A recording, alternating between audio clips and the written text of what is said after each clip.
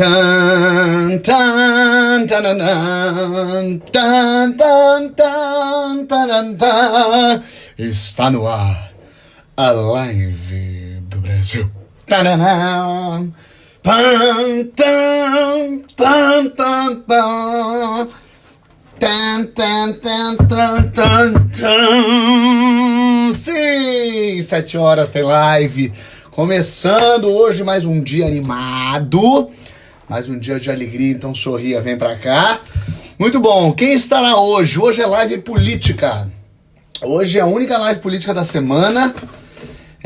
Vamos falar com Randolfo Rodrigues, o líder da oposição no Senado. Ele é da Rede Sustentabilidadade. Ele vai falar hoje aqui com a gente. Imagino eu que deva ter bastante assunto pra gente hoje. Então, sem mais delongas, eu quero ver se o Randolfo já tá por aqui. Porque realmente hoje tá sendo um dia bastante curioso, não é mesmo? Ai. Coisa. Queiroz chegou aí. O que será que vai acontecer, minha gente? Será que as pessoas sabem o que vai acontecer? Pessoas aí comemorando, alegria. Calma, não comemore antes da hora. Tudo é possível neste Brasil. Vamos ver se Randolfo já está por aqui.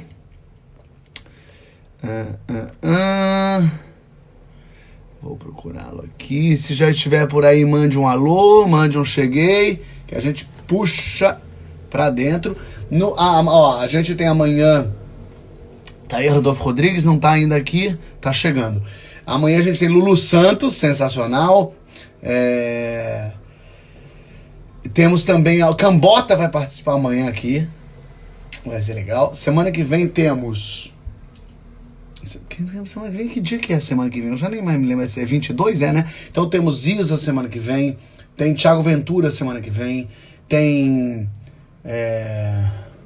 Gabriela Prioli semana que vem, tem muita gente boa.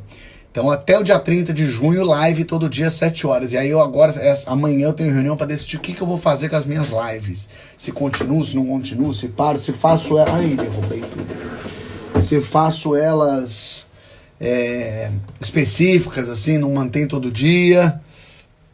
Enfim, vai ter muita gente boa. A Juliana Alves está confirmada também. Lembrei agora. Vamos ver aqui, o pessoal do Quiz Saber está aqui, jogamos... o Randolfo Rodrigues já está presente, muito bem. Então, minha gente, é o seguinte, o Thiago Ventura, se não me engano, é terça, tá? Quase certeza que é terça. Vou então tirar os comentários. Aliás, muita gente tá falando para, de um modo geral, tirar os comentários. Minha mãe veio falar, fica na cara da pessoa, tem gente que fala coisa esquisita, eu fico sempre na dúvida. Mas em política eu sempre tiro, então eu vou tirar os comentários. Um beijo para todos vocês e aí no final eu volto para conversar. Randolfo Rodrigues, seja bem-vindo a estar aqui. Obrigado por dedicar seu tempo, ainda mais num dia tão específico como o dia de hoje, não é mesmo? Oi, Fábio, tudo bem? Tudo que ótimo. Dia, hein? Para não dizer, grande dia. Grande dia. Mas então, vamos já começar falando dele. Eu até vou botar o fone aqui, porque meu áudio tá ruim. Você acha que é possível que seja tudo uma grande ilusão da nossa parte? Você sabe que eu coloquei o globo aqui atrás para deixar claro sobre a esfericidade do planeta, entendeu? Por via das dúvidas, para quem tiver dúvidas. Para não ter dúvidas, a esfericidade do planeta. E assim, eu estou em Macapá tá aqui na linha do Equador. E aqui, gente, não tá frio, aqui é quente, entendeu? Aqui é quente. Eu achei que tava nevando, eu ia te perguntar se estava nevando por aí, não. Pois é, sabe qual foi a minha grande dúvida, depois do que o ministro da Saúde falou? Foi porque é o seguinte, ele disse que o norte e nordeste, eu estou no norte, ficavam no cone norte e fazia frio. Só que Macapá, onde eu estou, está na linha do Equador. E então, aí... vocês não é nem norte nem sul. Como é que vai ficar a nossa situação? Aí abre um buraco, aí faz todo o tempo. Aí neva e faz sol ao mesmo tempo. Adolfo, me conte uma coisa. Grande dia. Posso me animar? Ou aí é melhor esperar as coisas acontecerem? Vai que amanhã soltam, vai que ninguém revela nada. O pedido de prisão é preventiva, né? A prisão preventiva, ela não tem prazo. né? Uma das razões da prisão do senhor Queiroz, né? Aliás, o dia de hoje responde uma indagação de mais de um ano. Cadê o Queiroz? Né? Achou! Estava onde todos nós imaginávamos que estava. Na residência e um imóvel do advogado da família Bolsonaro. Por que nós não pensamos nisso antes? Né? Estava no local óbvio. Estava debaixo das asas dessa galinha, menino. Então, a prisão, o pedido de prisão foi preventivo. Então, a prisão preventiva, uma das razões da prisão porque ele estava obstruindo as investigações. Então, isso é mais uma razão para ele ser mantido, detido, enquanto as investigações seguirem. Isso nos leva a crer, e as medidas, inclusive, tomadas pelo juiz Itabaiana, estou na dúvida do nome do juiz, eu acho que é isso, né? Eu vou atrás, vou procurar, mas é isso sim, aqui do Rio de Janeiro. As medidas... porque Itabaiana também é o nome do clube de futebol lá da Bahia. Né? Vou achar isso. Então, as medidas tomadas pelo juiz Itabaiana. Itabaiana, tá aqui. Né? Acertou. As medidas tomadas por ele vão no sentido de impedir que o senhor Fabrício Queiroz continue obstruindo as investigações e de avançar nas investigações. Eu acredito que o próximo passo dessa trama deve ser, inevitavelmente, a detenção, ser capturada dentro de pouco a esposa do senhor Fabrício Queiroz. O que eu acho que se ampliam as chances de termos uma delação, né? Temos uma colaboração da parte dele. Aliás, parece o roteiro do filme Brasil está um pouco lugar comum, né? Sítio de Atibaia, né? Operador financeiro. Um advogado que tem nome Wassef, é quase parecido com o Iosef, né? E para completar um espaço para uma delação que pode fazer cair todo um governo, né? Então, ou seja, tem cenas. Eu não quero comemorar, né? É isso que eu estou dizendo. Eu não quero fazer como aquele outro diz. Eu não quero que deixe a gente sonhar, né? Não quero dar espaço para deixar a gente sonhar. Mas, olha, os elementos que estão colocados são muito fortes, né? E faz parte de um conjunto, né? Nessa mesma semana tem o inquérito da fake news. Os agentes criminosos das fake news que atearam fogos de artifício contra o prédio do Supremo Tribunal Federal foram detidos. Aliás, pena da Sara Inverno lá, né? Porque ela foi presa assim, querendo se tornar a Marte do bolsonarismo. Não demorou 2 dias, ela já foi coberta por um outro preso mais recente. Né? Mas aí eu te pergunto uma coisa assim, independente de estarmos felizes, independente de merecer, porque precisa ser investigado e tudo tal, tudo acontecer ao mesmo tempo, os Bolsonaro dizem, isso é perseguição política. Por que está prendendo todo mundo só da base do governo? Por que não está prendendo outras pessoas? Eu acho que está prendendo quem está cometendo crime, né? Agora, o absurdo, eu acho que devem seguir o que o próprio presidente da República fez hoje. A prisão de Queiroz ajudou o Brasil sobremaneiramente, Fábio. Por quê? Porque hoje Bolsonaro ficou calado. Veja, o Queiroz foi preso, todo dia tem que prender o Queiroz de novo. Ele não foi para um cercadinho, não foi lá falar com o pessoal, não criou crise, não ameaçou a democracia, não ameaçou o Supremo Tribunal Federal, não ameaçou o Congresso Nacional, não disse que ia chegar a hora, ele ficou calado. Mas você acha que essas ações são represália ao presidente? Represálias ao presidente? O de hoje, o próprio silêncio do presidente dá conta que não, porque o estilo do presidente é responder. Eu acho que tanto ele quanto o bolsonarismo, que cada vez mais é um núcleo menor, né, no meu sentimento, cada vez mais é um núcleo menor, está buscando encontrar uma narrativa para o fato de hoje. Porque o fato de hoje é muito grave. Um operador financeiro de um esquema de corrupção. Porque quando a gente fala rachadinha, Fábio, o pessoal não entende. Então, vamos dizer, era repartição de dinheiro. Um cara laranja recebia e fazia distribuição. Esse esquema de repartição de dinheiro, pelo curso das investigações, indica que financiava um outro esquema que favorecia as milícias do Rio de Janeiro. Olha o tamanho do esquema criminoso que pode estar sendo revelado aí com essa prisão. Foi por isso, inclusive, Fábio, que no dia de hoje eu mandei 2 ofícios. Um para o ministro da Justiça e outro para o Procurador-Geral de Justiça do Rio de Janeiro, pedindo proteção ao senhor Fabrício Queiroz, aos seus familiares e à esposa dele. O senhor Fabrício Queiroz é uma peça-chave hoje. Vão precisar. Para quem quer insistir em narrativa e não nos fatos, eu acho que eles vão encontrar uma narrativa de perseguição em algum momento.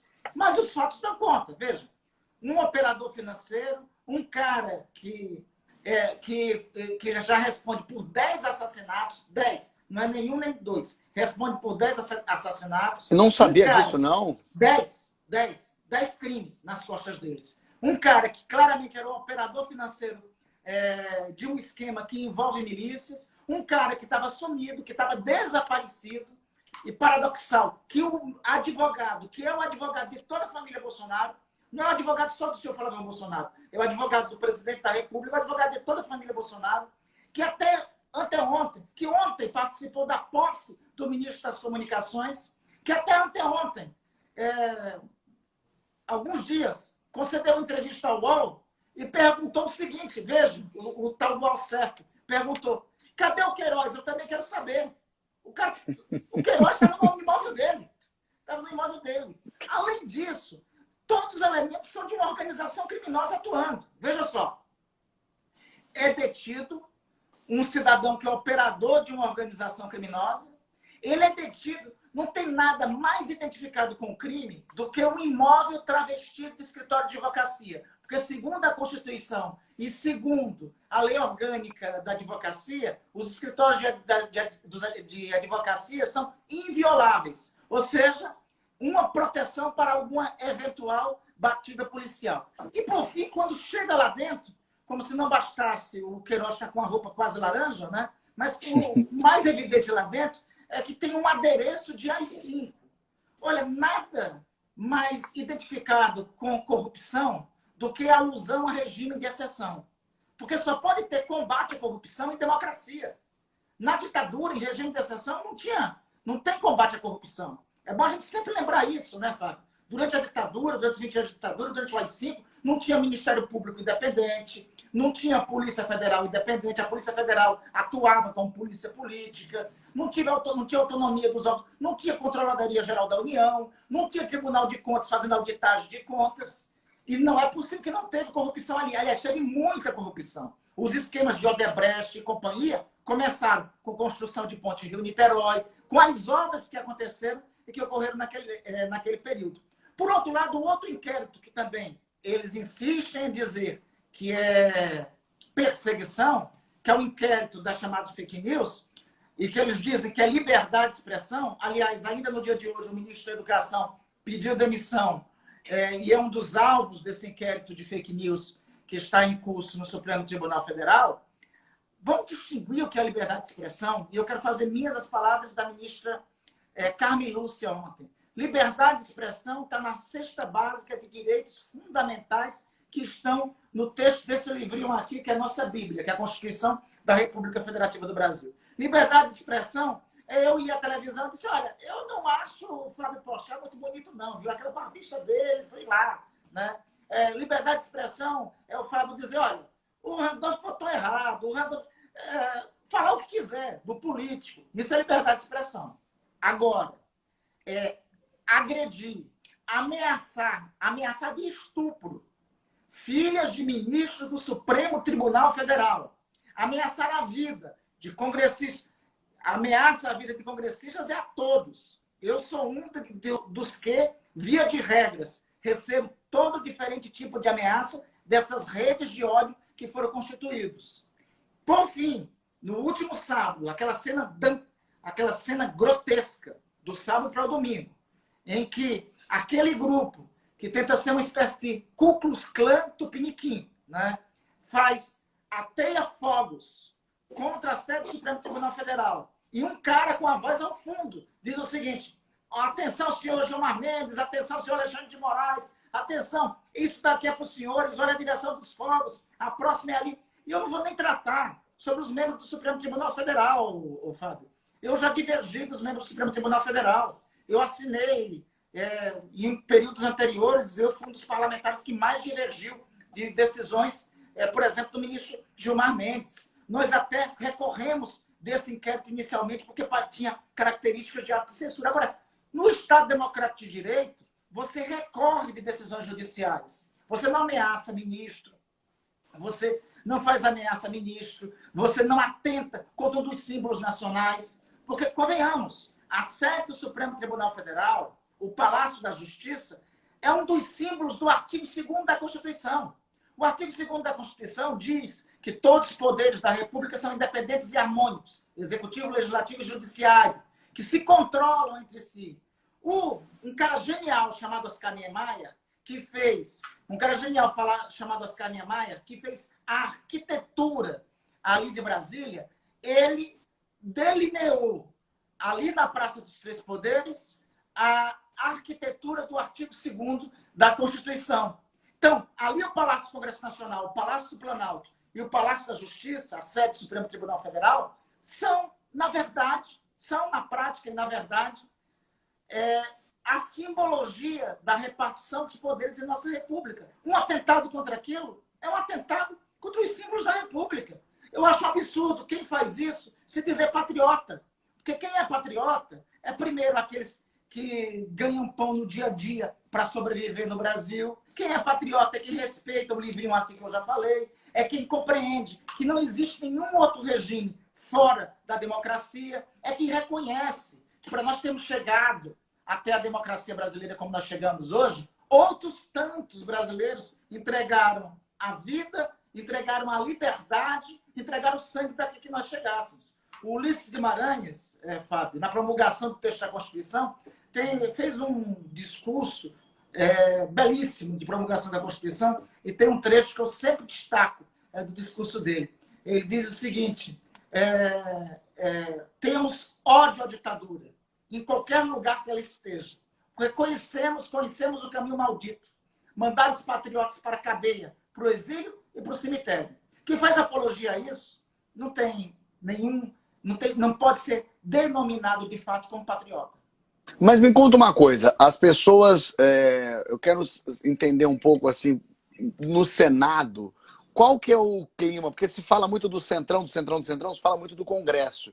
Eu queria entender como você está lá no Senado, eu queria entender como o Senado, de um modo geral, está vendo o governo Bolsonaro, como o Senado recebe essas... Hoje, por exemplo, que bafafá interno aconteceu? Além dos aliados teus aí, o que se comenta na alta roda do Senado sobre o que está acontecendo? É que Bolsonaro já cai?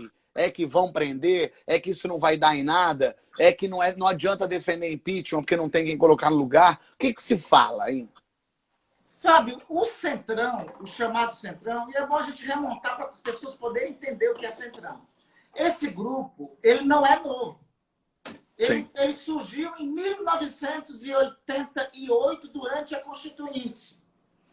E a primeira grande atuação conhecida desse grupo, só para todos que estão nos assistindo lembrarem, foi naquela disputa de 4 ou 5 anos para o Sarney, em que teve uma troca, uma distribuição de concessões de rádio e televisão, na época, isso era em 1987, 88, para que os parlamentares colocassem na Constituição 5 anos de mandato para o então presidente José Sarney e 4 anos de mandato para os próximos presidentes. Então, o Centrão surgiu a partir daí de uma lógica de toma lá da cá, ele deu sustentação ao governo José Sarney. Depois, ele brigou com o Collor, e isso, inclusive, criou as condições para o impeachment. Ele deu sustentação depois ao governo de Fernando Henrique. Ele deu sustentação ao governo de Lula I, Lula II. Tanto é que hoje, um dos principais defensores de Jair Bolsonaro é Roberto Jefferson, personagem dos mais conhecidos da história da República. e um dos principais defensores, outrora, do PT. Né? Em 2003, um dos discursos mais fortes em defesa do governo do PT foi do Roberto Jefferson, depois que ele passou para a oposição. O outro foi o do Valdemar do Costa Neto, que também foi indiciado pelo esquema do Mensalão e vários esquema da Lava Jato e vários outros esquemas. Então, esse grupo é um grupo fisiológico que existe desde o final dos anos 80, desde a redemocratização, e que sempre esteve em todos os governos.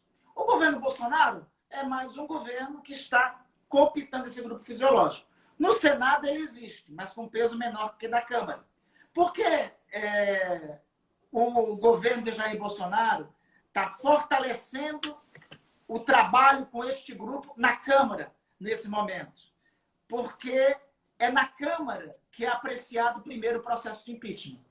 O processo de impeachment, só para nós entendermos, é o seguinte: ele passa passa primeiro por um juízo de admissibilidade do presidente da Câmara, que é o deputado Rodrigo Maia. Depois do juízo de admissibilidade do deputado Rodrigo Maia, ele é instalado uma comissão processante com membros de todos os partidos políticos lá da Câmara dos Deputados, e depois é apreciado pelo plenário, e para que o presidente seja impedido de continuar governando, precisa do voto favorável de 342 senhoras e senhores deputados. Né? Qual é a correlação de forças hoje? Hoje, se nós somarmos a oposição tem algo em torno de 174, 175 votos. Tem um grupo do chamado Centro Democrático, que não é propriamente o Centrão, e que tem uma aproximação maior com o deputado Rodrigo Maia. Nesse grupo está o PSDB, está setores do DEM, parte do DEM, não é todo o DEM, né?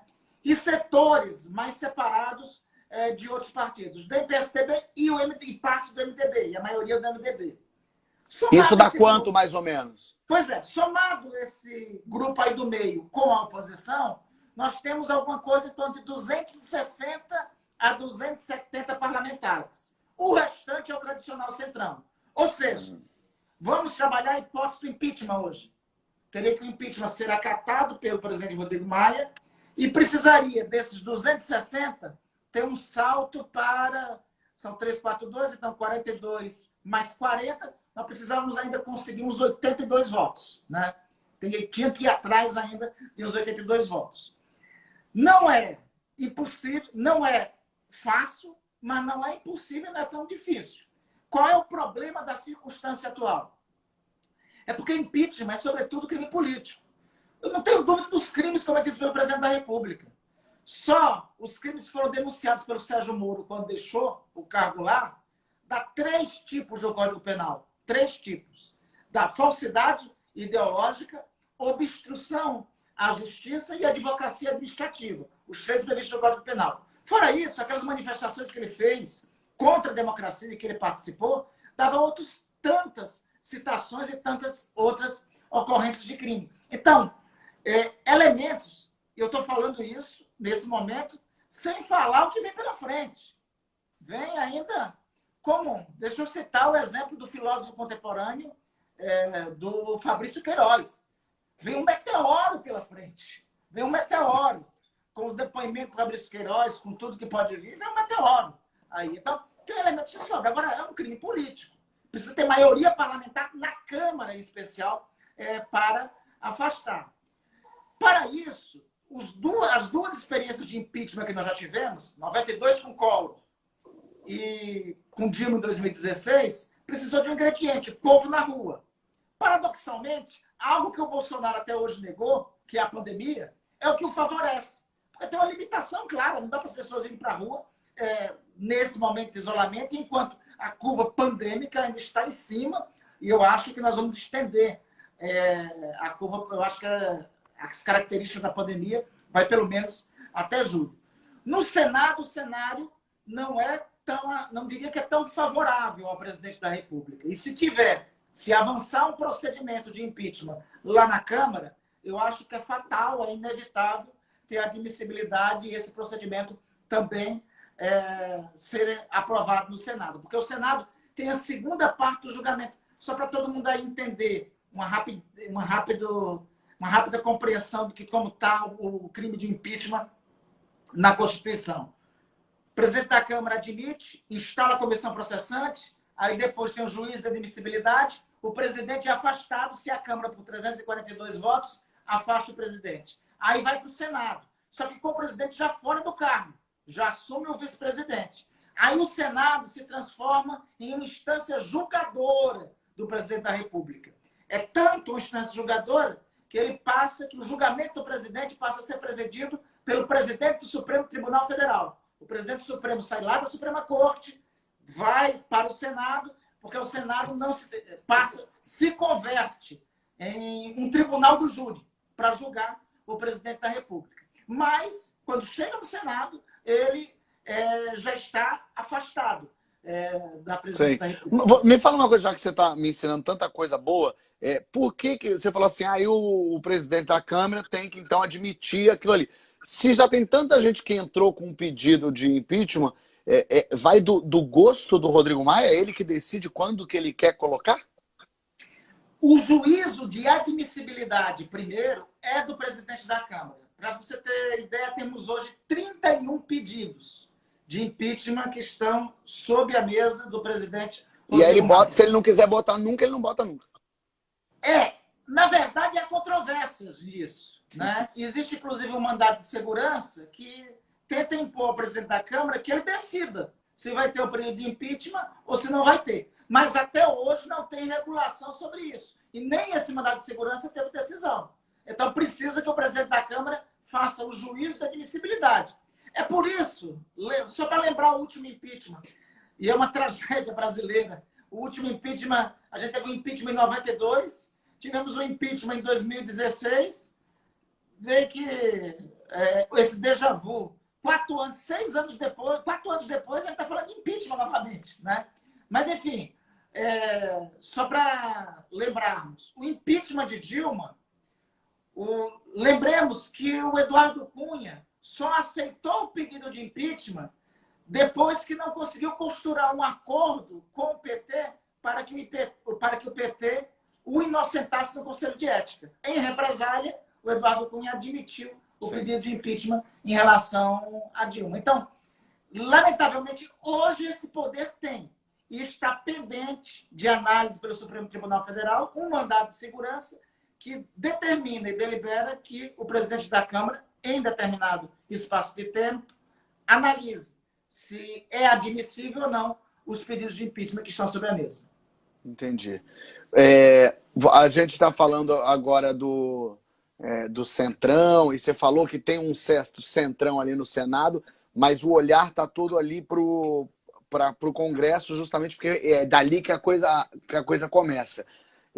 Você, no teu sentimento, acha que se abrisse um pedido de impeachment agora, justamente porque o Centrão está ali negociando com o presidente, ele tenderia a naufragar e que o ideal é esperar um pouco mais? E aí, no teu achismo, o presidente da Câmara pode estar exatamente esperando um melhor momento para isso?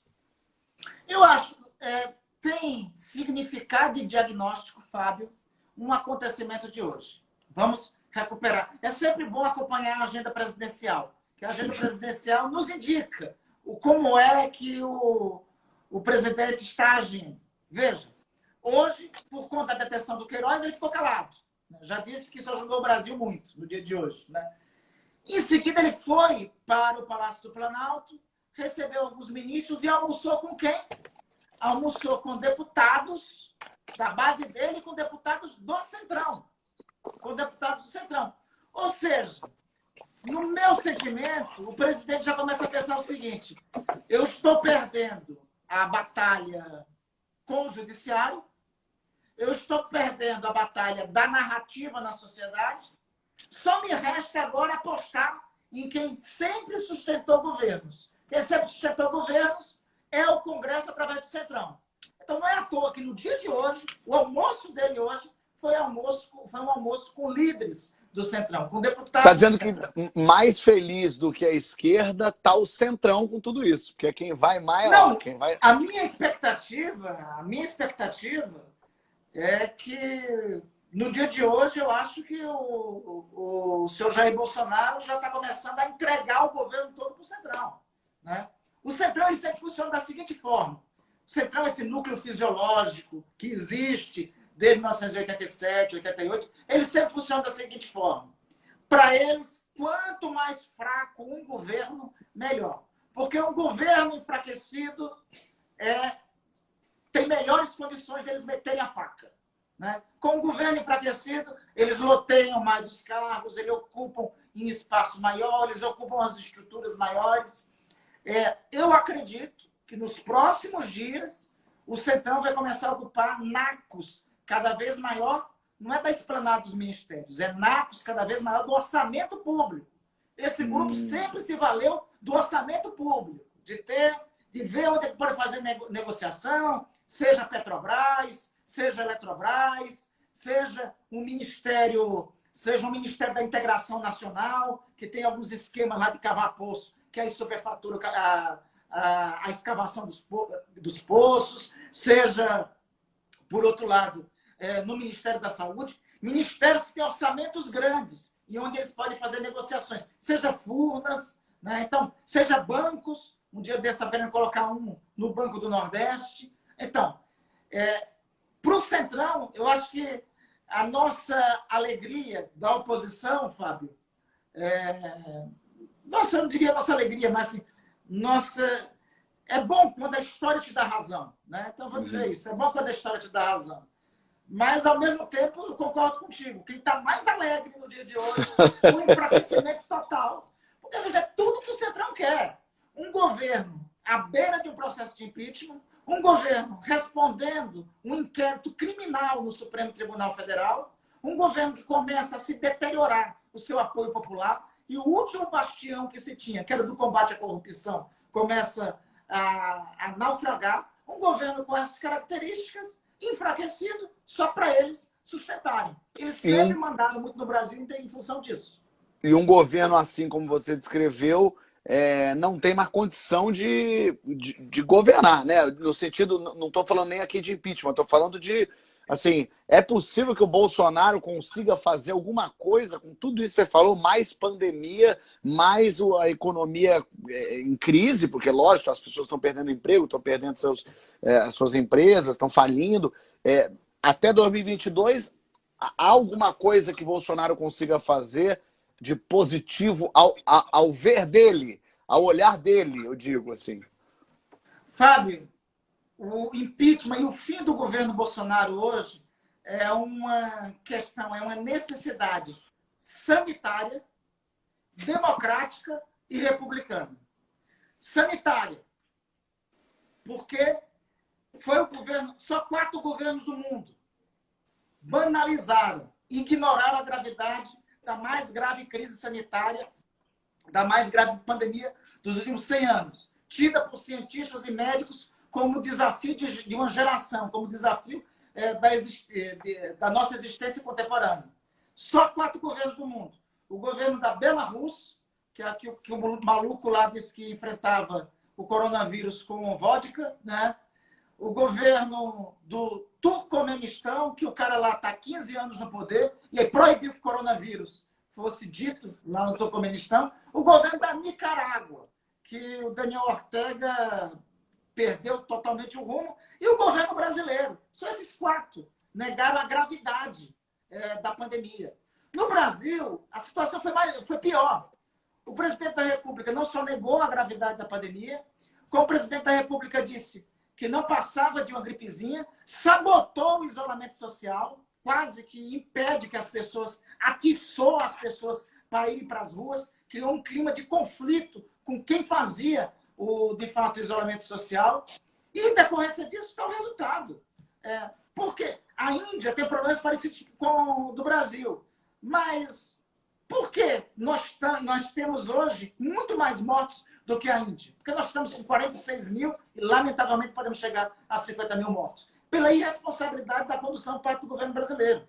Segundo, a questão republicana. É um governo que, cada vez mais, que no seu nascedouro tem um esquema de corrupção. Queiroz, rachadinha e outras coisas mais. E cada vez mais vai se entregar outros esquemas de corrupção, visto o cartão corporativo do presidente da República. Terceiro, é um presidente que atenta, questão democrática, é um presidente que atenta toda vez contra o funcionamento da democracia.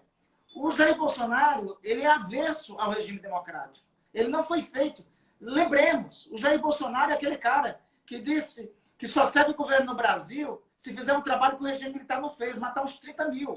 Ele já passou desse número, né? Ele é responsável por quase 50 mil mortes no momento atual, né? Então, e ele, todo dia, ele é incompatível com o regime democrático. Por isso, ele é incompatível com convivência com contraditório e, ao mesmo tempo, enfraquecido, vai ter que se entregar a esquemas dos mais corruptos. E eu vou incluir um quarto, a questão econômica, né?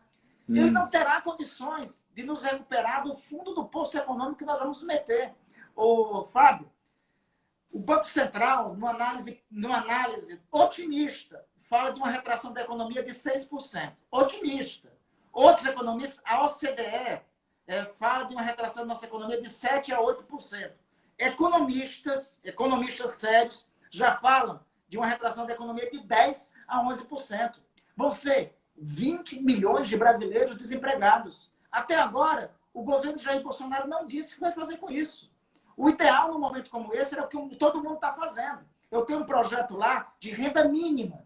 De renda mínima. Todos os países do mundo estão apresentando um programa de renda mínima para atender os mais vulneráveis. O ministro Paulo Guedes vai falar de dar R$200. Dá R$200 por mais 2 meses. Dá R$200 por mais 2 meses. Não tem dimensão do que é o Brasil real. Não tem dimensão do que são as ruas das grandes cidades com pessoas dormindo ao relento. Não tem dimensão que é uma família não ter mais emprego, não ter mais perspectiva, não ter horizonte nenhum e ficar desalentado. Aliás, desalentado, que é o nome pomposo que o IBGE dá, ele não tem mais expectativa, não tem mais horizonte, né? Aquele trecho da música do Gonzaguinha, né? Um homem sem honra, um homem sem esperança, se morre, se mata, né? É essa a circunstância da condição quando fica sem nenhum horizonte. Nós teremos ampliação do exército de desalentados. E para onde é que o governo Jair Bolsonaro caminha e aponta? Não aponta para caminho concreto nenhum. Algumas vezes, quando diz, é uma receita que o mundo não vai adotar. Os Estados Unidos de Trump. E eu rezava para que Jair Bolsonaro se inspirasse, nesse caso, se inspirasse no Trump. O que é que o Trump está fazendo? Vai fazer um pacote de $1 trilhão para recuperar a economia.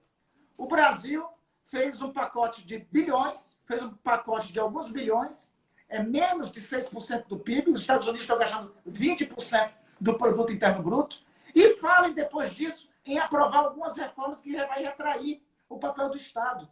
Ou seja, eles querem apostar que a iniciativa privada, sem dinheiro depois da crise, vai colocar recurso em infraestrutura, vai colocar recurso em educação e saúde. Como vai colocar se a própria iniciativa privada não vai ter dinheiro?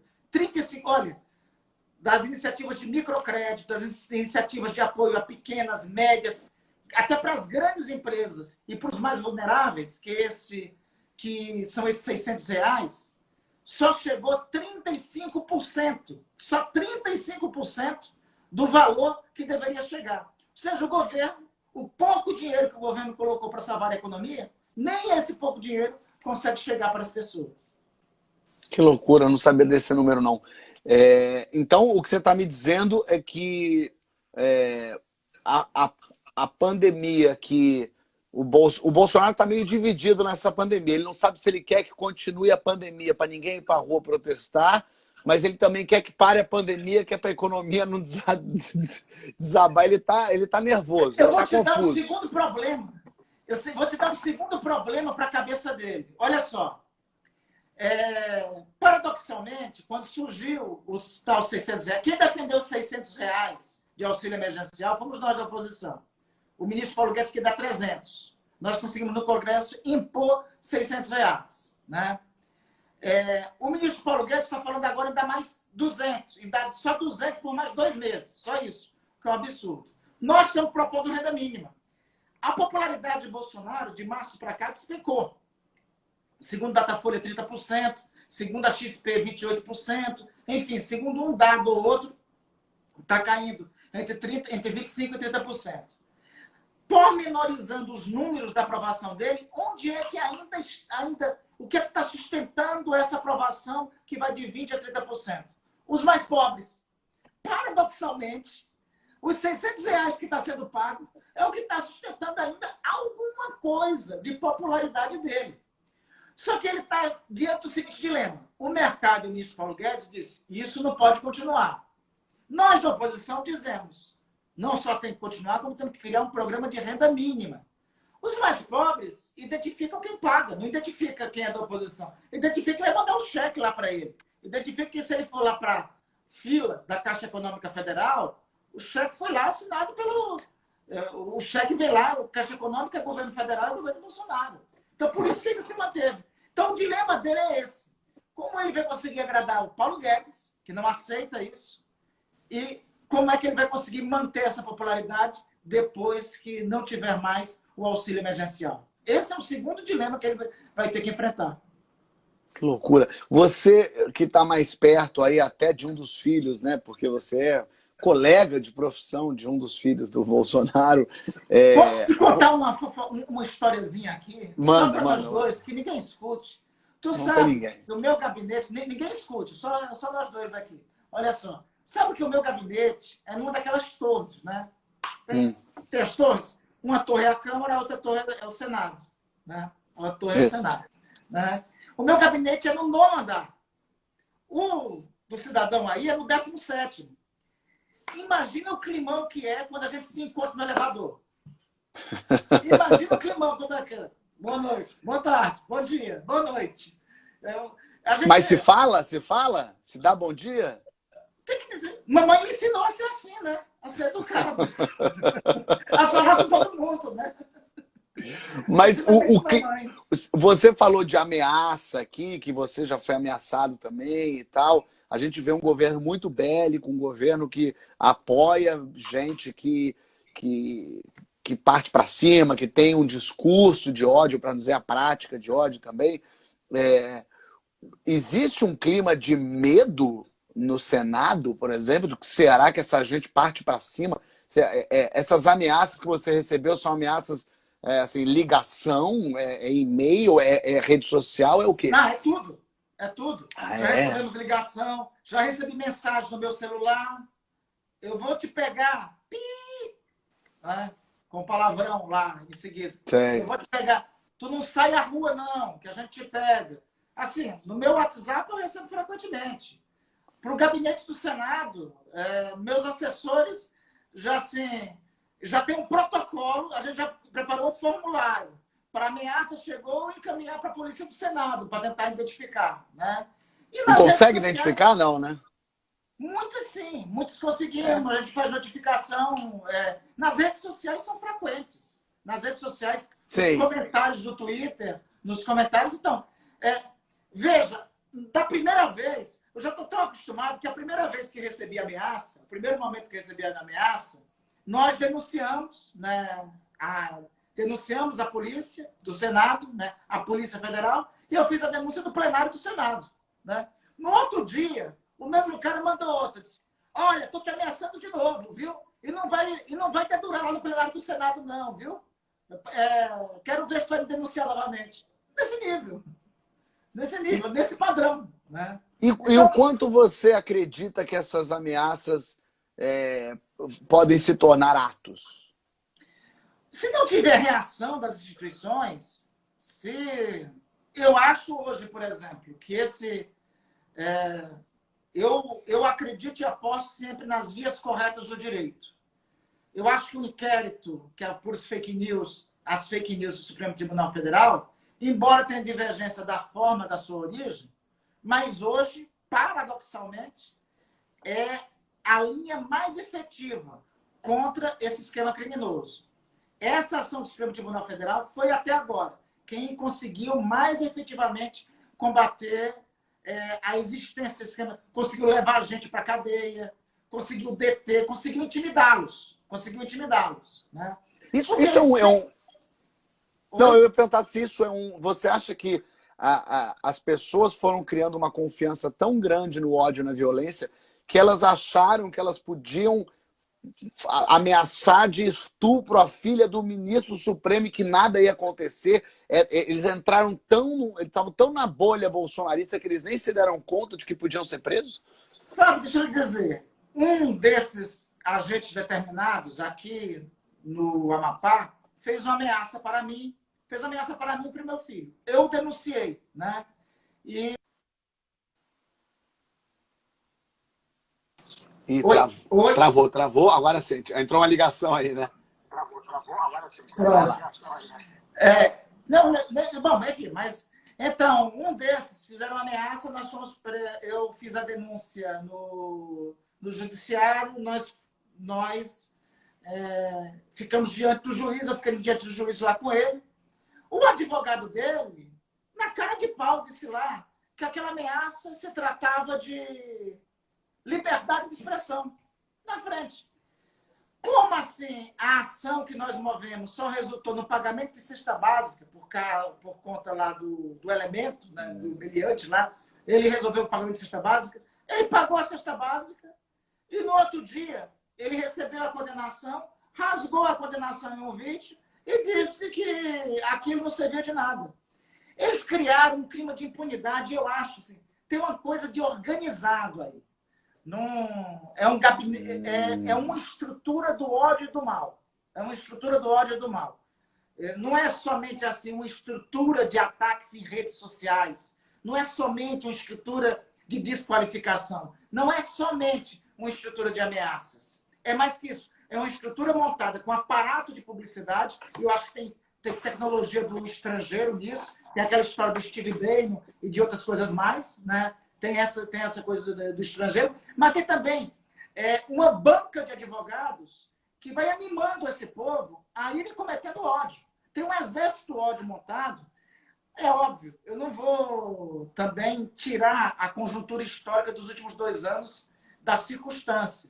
Nos últimos 2 anos se criou um clima, um ambiente de ódio no Brasil. Se alimentou esse ambiente desde o impeachment, pós-impeachment, e até na campanha presidencial. E eu até queria ter uma análise mais longa. Desde 2014, o ovo da serpente foi sendo fecundado. Né? O ovo da serpente foi sendo fecundado e agora o ovo da serpente aflorou. Só que tem uma retaguarda de proteção para a estrutura da ameaça, do ódio e do mal. Né? Eles não fazem isso, eles fazem isso na certeza da impunidade. É por isso que tem caráter pedagógico medidas como essas que foram tomadas contra a moça lá da Ku Klux Klan. Por isso tem caráter pedagógico as medidas que são tomadas de detenção dos criminosos, de quebra de sigilo bancário de parlamentar que incentiva isso. Mas pode isso? Pode quebrar? Pode ter quebra de sigilo de parlamentar? Fábio, uma coisa que eu achei das maiores hipocrisias foi o presidente ontem ir lá para o cercadinho e dizer: nunca vi isso na democracia. Ele viu. Ele era deputado há 3 anos atrás. 8 parlamentares tiveram sigilo quebrado por conta da força-tarefa da Lava Jato, por conta de investigações. Teve o senador Romero Jucá, inclusive alguns apoiadores do presidente já tiveram sigilo bancário quebrado. Já teve o sigilo bancário quebrado o Valdemar da Costa Neto, o Roberto Jefferson. Vários parlamentares já tiveram isso. E quem determina isso é o Supremo Tribunal Federal. A imunidade do parlamentar, a inviolabilidade, não é inviolabilidade para crime comum. Isso nós já resolvemos na democracia brasileira há uns 25 anos atrás, pelo menos. Né? Então, ou seja, ele tentando desinformar, vai lá no cercadinho e diz: isso é uma ameaça à democracia. Ele estava no Congresso quando teve quebra de sigilo bancário. Não só pode ter quebra de sigilo, como pode ter busca e apreensão nas dependências do Congresso Nacional. O ministro Fachin assim já deliberou durante a força-tarefa da Lava Jato. Outros ministros já assim fizeram. Né? Isso é algo comum. Ser parlamentar, ser presidente da República, não inocenta de crime. Na democracia, no Estado de Direito, à luz da Constituição, diz que o que vale é o império da lei. Presidente da República, deputado, seja quem for, não está acima da lei. Não está acima da ordem constitucional e da ordem jurídica. Claro.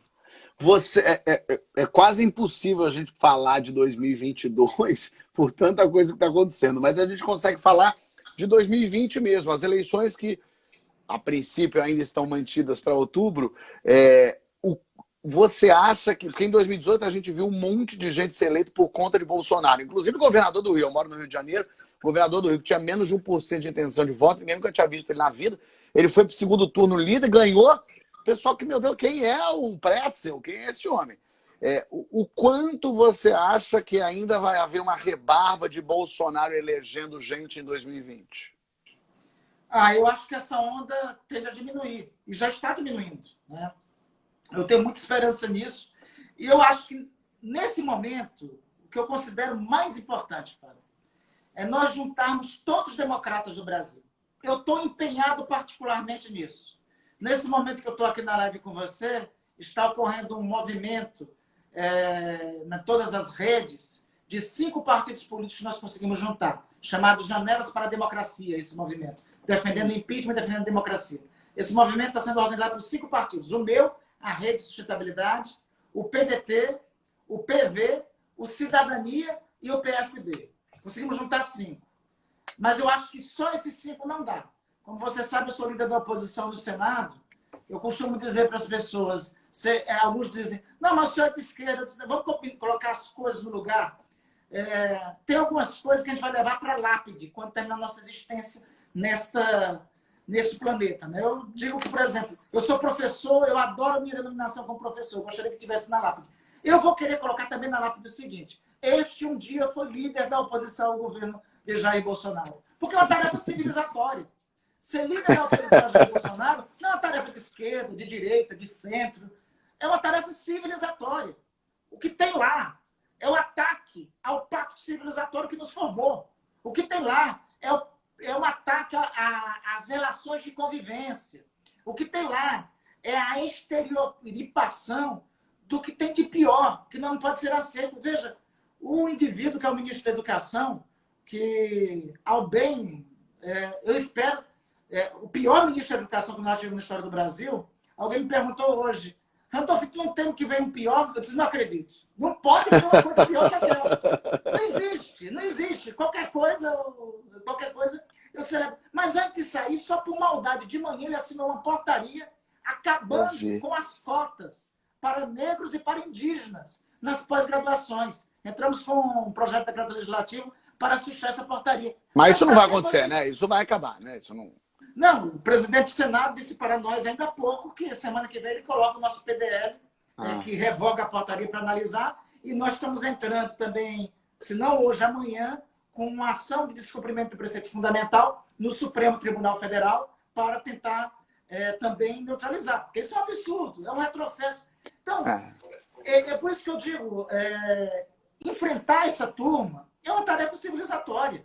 Alguém que não reconhece a nossa formação cultural, alguém que não reconhece o papel que os povos originários, os povos indígenas tiveram na nossa construção, alguém que não identifica o significado do que foi a escravidão negra. Deixa eu fazer propaganda. Esse livro aqui, do Laurentino Gomes, relata a dramaticidade do que foi a escravidão negra no Brasil, do que foi a escravidão... Mostra o livro para o pessoal de casa. Deixa eu mostrar aqui. Escravidão, do Laurentino Esse é o primeiro de uma trilogia, é sensacional esse livro, realmente. É o seguinte, ele demonstra com riquezas de detalhes, Fábio, o que foi essa chaga triste da história humana. Para você ter ideia, foram 12 milhões de negros africanos que foram trazidos pelo Atlântico para cá. Aí eu ainda ouço argumentos de justificação disso. Não, mas teve escravidão em outro período. Tá bom, vamos do ponto de vista histórico. Essa foi a primeira tipo de escravização por mercado, por interesse mercantil, por negócio. Nenhuma das outras. A escravidão na antiguidade ou era em decorrência de guerras ou em decorrência de dívida. O escravo tinha a possibilidade de se libertar depois. Em Roma Antiga, por exemplo, os escravos que fossem para a guerra defender Roma podiam ser libertos. Aqui, nem essa possibilidade tinha. Nós trouxemos... Foram 12 milhões de negros africanos para trazer para a América. Desses 12 milhões, aliás, foram 18 milhões. São 18 milhões. 6 milhões ficaram pelo Atlântico. Foi tão dramático isso que o hábito alimentar dos tubarões no Atlântico modificou naquele período no período do tráfico Até negreiro. até hoje há o caminho entre África e Brasil, onde os tubarões ainda fazem o caminho que era o Ainda caminho que faz as sequência. naus faziam. Exatamente. Então, e para cá veio quase 40% destes. Isso está na nossa formação, isso está na construção da nossa identidade como povo. E não reconhecer isso, essa gente que não reconhece isso, o papel da formação, da integração indígena, negra, branca, na formação do Brasil, e as dívidas que temos com esses povos, é de uma maldade atroz. Então, por isso que eu digo, oposição a Jair Bolsonaro é uma tarefa civilizatória. Me perguntaram, mas qual é a tua frente de oposição? Todos. Se eu puder colocar. Certa vez eu estava no debate com o Kim Kataguiri, do MBL. Né? O Kim olhou para mim e disse, só o Jair Bolsonaro me faz concordar com o Randolfo Rodrigues. Eu disse, Kim, eu te digo a mesma coisa. Só o Jair Bolsonaro me faz concordar com o Kim. Né? Eu quero essa frente ampla, o MBL, quero o PSOL, quero a Rede, quero democratas, quero o PSDB, todos que têm convicção que nós temos que virar essa página difícil da história. Para ter uma ideia, essa semana, veja o absurdo, essa semana o ministro da Justiça quis criminalizar uma charge. Até a ditadura tinha pudores em fazer isso. O ministro da Justiça quis abrir inquérito contra Noblar e contra Aroeira, por conta de uma charge. Aliás, a única coisa que nos faz ficar mais leve, sabe, Fábio, com isso tudo, tem sido as charges e o humor. Né? Porque, eu estou sabendo. Para vocês, tudo isso é um prato feito. Né? Me permita dizer, eu vejo assiduamente o Porta dos Fundos, eu acho que tem sido despertado mais ainda a criatividade de vocês, de tão absurdo é o que tem sido feito, tudo que está ocorrendo. Né? É uma loucura mesmo. Olha, eu quero te agradecer muito pelo teu tempo, você está aqui falando com a gente, esclareceu muita coisa, aprendi muito te ouvindo. Vou ficar atento mais a tudo isso também que está acontecendo e ficar mais atento a você, a saber o que você pensa, a saber o que as coisas estão acontecendo. Obrigado pela tua participação, pelo teu tempo. Eu que fico muito honrado pelo espaço de poder conversar contigo e com teus seguidores. Fique bem e fique saudável. Te cuida e logo a gente vai se encontrar, vai se ver. Aí boa, pelo Rio. fechado. Abraço. Randolfo Rodrigues, minha gente. Muito obrigado. Que maravilha. Bom poder ouvir. Eu aprendi umas coisas interessantes aqui, hein? Que eu não sabia. Muito bom isso. Como é que foi para vocês? Receberam bem? Conheciam o Randolfo? Randolfo Rodrigues é o líder da oposição no Senado. Falamos bastante sobre o dia de hoje, né? Que é um dia curioso. Com Queiroz, com o ministro da Educação indo embora. Interessante. Lupe Ribeiro, meu senador, tu é do Amapá, Lupe? Fiquei curioso agora. Sabe, o único estado do Brasil que eu não conheço é o Amapá, nunca fui. Tenho que ir, quando tudo voltar, vou voltar ao normal, vou visitar. Quero ver onde passa a linha do Equador, afinal de contas, que história é essa? Mas interessante. Tava muito querendo ouvir assim, as pessoas sobre esses assuntos atuais, assim, um pouco do funcionamento de Centrão, Senado. O Laurentino até mandei mensagem pelo Twitter, mas ele não respondeu lá.